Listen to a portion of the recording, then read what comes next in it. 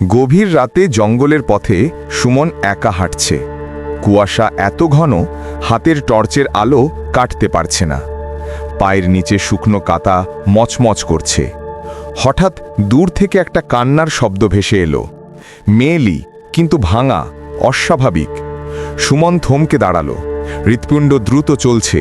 টর্চের আলোয় একটা আবছা মূর্তি দেখা গেল। সাদা শাড়ি, চুল ঝাঁকড়া, মাটি থেকে কিছুটা উঁচুতে ভাসছে।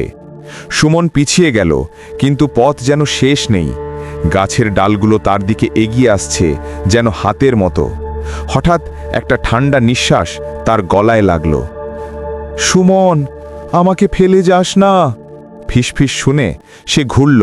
তার সামনে তারই প্রতিবিম্ব, কিন্তু মুখটা ফ্যাকাশে, চোখে রক্ত। সে চিৎকার করে জেগে উঠল।